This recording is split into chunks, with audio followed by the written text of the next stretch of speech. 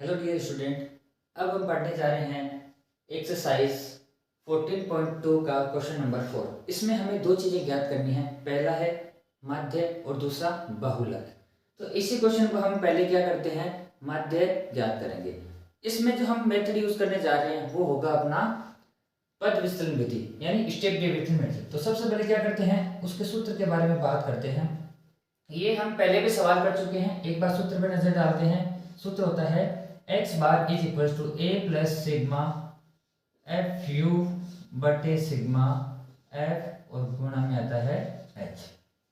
ये सारी चीजें हम ज्ञात करेंगे। तो सबसे पहले हम क्या करेंगे, हम जानते हैं कि किसी भी सवाल में जब हम माध्य ज्ञात करते हैं वर्गीकृत में, तो हमें x का मान यानी मध्य मान जो है वो फाइंड करना होता है। अगर दिया हुआ होता है तब तो हम सीधी कैलकुलेशन करते हैं, लेकिन जब हमें क्या होता है कि ये से वर्गीकृत आता है, बारंबारता आती है, तो हमें x का मान क्या करना पड़ेगा, ज्ञात करना पड़ेगा। तो सबसे पहले हम क्या करते हैं, x का मान ज्ञात करते हैं। हम यहाँ पे देख पा रहे हैं कि सभी वर्गों में कितने का अंतर है, 5-5 का अंतर है। तो पहला मेथड क्या है कि दोनों को जोड़ के इनका आधा करके लिख सकते हैं। दूसरा मेथड जो अपना शॉर्ट मेथड है वो क्या होता है कि इनका अंतर कितने का है यानी वर्ग अंतराल कितने का है, 5 का, तो उसका आधा करेंगे तो 5 का आधा आता है 2.5। वो इन सभी निम्न सीमाओं में जोड़ते जाएंगे तो क्या आ जाता है 15 और 2 17.5, ये आ जाएगा 22.5, ये आ जाएगा 27.5, ये आ जाएगा 32.5। जो अंतर इनमें होता है वही अंतर इनमें आता है। अब आगे क्या करेंगे, 35 में 2 जोड़ देंगे 2.5 तो आ जाएगा हमारे पास 37.5, यानी ये 5-5 सारी संख्या क्या होती जा रही है, बढ़ती जा रही है। 42.5 आ जाएगा और 47.5 और लास्ट में आ जाएगा 52। x का मान या मध्य मान कभी भी अगर पॉइंटों में आता है तो आपको क्या करना है, या तो कल्पित माध्य विधि का इस्तेमाल करना है या फिर पद विस्तरण विधि का इस्तेमाल करना है। क्यों? क्योंकि पॉइंटों में कैलकुलेशन बहुत बड़ी हो जाएगी, आपका बहुत ज्यादा समय लग जाएगा। तो हम क्या करेंगे, अब d ज्ञात करेंगे। d होता है हमारा x माइनस ए, और जहां पे a होता है अपना कल्पित माध्य। कल्पित माध्य हम क्या करते हैं, इस x की कोई भी वैल्यू को मान लेते हैं। हम यहाँ पे मान लेते हैं कि जो अपना कल्पित माध्य है वह है 32.5। आप इन मानों में से किसी को भी मान सकते हो, लेकिन हमेशा जो कल्पित माध्य है वह मध्य मान यानी x की वैल्यू में से ही कोई वैल्यू हमें माननी होती है।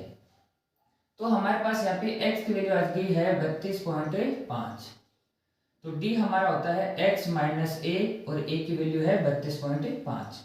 तो अब जानते हैं जिसको हमने कल्पित माध्य माना है उसके वैल्यू 0 और ऊपर वाली किस में आती है, माइनस में।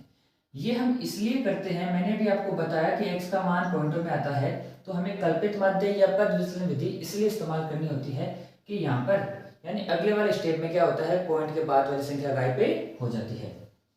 तो 32.5 और 17.5 ऐसे माइनस करना पड़ेगा, यानी x में से ये माइनस करना है। तो छोटे में से बड़ा नंबर माइनस नहीं होता है, तो पहले ये संख्या हमने किस में लिख रखी है, माइनस में लिख रखी है। अब देखो इसके बाद में 0.5 है, इसके बाद में क्या है 0.5, तो इन दोनों क्या हो जाएंगे घटाने पे कैंसिल, तो हम इसकी गिनती भी नहीं करेंगे। हमें सीधा क्या करना है, इसमें से घटा देंगे।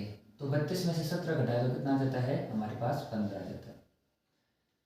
ये घटाएंगे तो ये बच गया हमारे पास 10, इधर आ जाएगा 5, इस तरह से इसमें बढ़ता जाएगा, ये 5 10 15 और 20, ये हमारे पास t की वैल्यू आ चुकी है। अब हमें फाइंड करना है u होता है अपना d बटे h।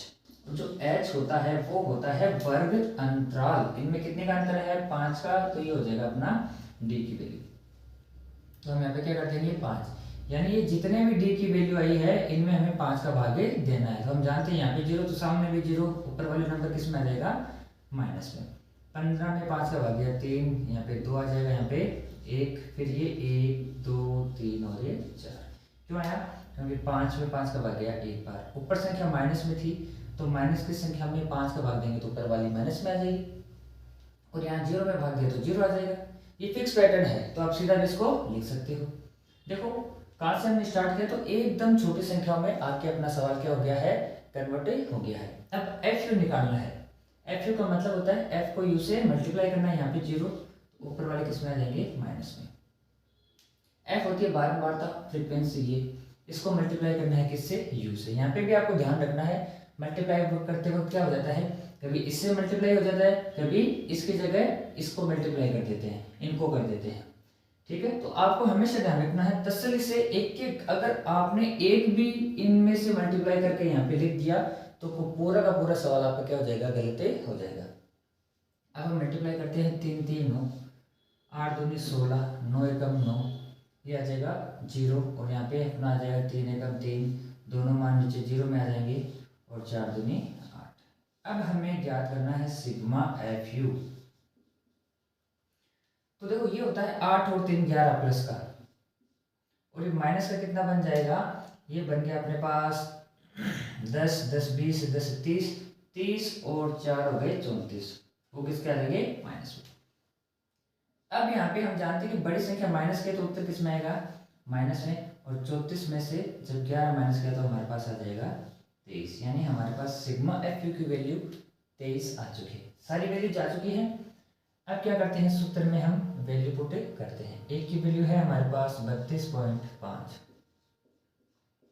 Plus sigma F you है माइनस का 23, बट सिग्मा एफ हमने कर रखा पहले, वो है हमारा 35, और एच है अपना कितना है, एच की वैल्यू है अपनी 5।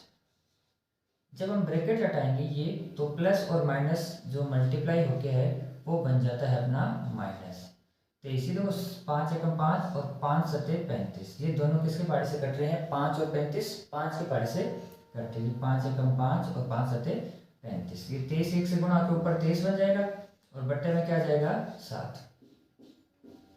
अब हमें क्या करना है कि 23 में 7 का भाग देना है, तो 23 में जब हम 7 का भाग देते हैं तो 7 की 21, यहाँ पे फिर 2 बच जाएगा, पॉइंट लगाते 0, 7 दूनी 14, 6 60, 7 बटे 56, तो हमारे पास ये आ जाता है 3.28।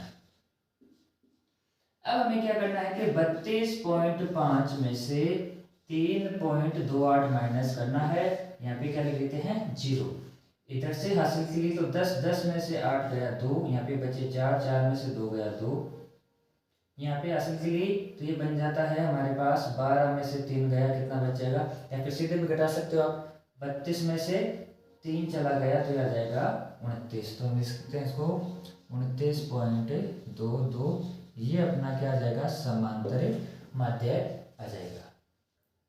इसी क्वेश्चन में हमें बहुलक ज्ञात करना है। सबसे आसान तीनों चीजों में, यानी माध्य, माध्यक और बहुलक में सबसे आसान चीज हमारे पास क्या होती है, बहुलक होती है, जिसको हम जड़ से रिप्रेजेंट करते हैं। इसके सूत्र के बारे में हम पहले भी इस पे सवाल कर चुके हैं, सूत्र के बारे में चर्चा कर चुके हैं, एक बार फिर समझ लेते हैं कि ये सारी चीजें हमें इसी दिए गए मानों में से क्या करनी है, फाइंड करनी है, कोई चीज अलग से ज्ञात नहीं करनी पड़ेगी। तो सबसे पहले हमें क्या करना पड़ेगा कि हम इसमें से देखेंगे कि सबसे अधिक बारंबारता कौन सी है, 10, तो वो हो जाएगा अपना F1, उससे ऊपर वाली वैल्यू F0 और उससे नीचे वाली क्या आ जाएगी, F2 आ जाएगी। तो इस प्रकार हम क्या करेंगे कि हमारे पास सारी माने इसमें सारी वैल्यूज आ चुकी होगी। अब जो सबसे अधिक बारंबारता होती है उसके सामने वाला वर्ग क्या बन जाता है, अपना बहुलक वर्ग। तो हम यहाँ पे लिख सकते हैं कि जो अपना बहुलक वर्ग है वो आ जाएगा अपना 30 35। तो जो बहुलक वर्ग की निम्न सीमा होती है वो होती है L, तो L अपना कितना गया 30, इनका अंतर कितने का है उसको ऐसे रिप्रेजेंट कर देंगे, वो आ जाएगा अपने पास 5। सारी वैल्यू जा चुकी है, बस क्या करना है, मान हमें रखना है।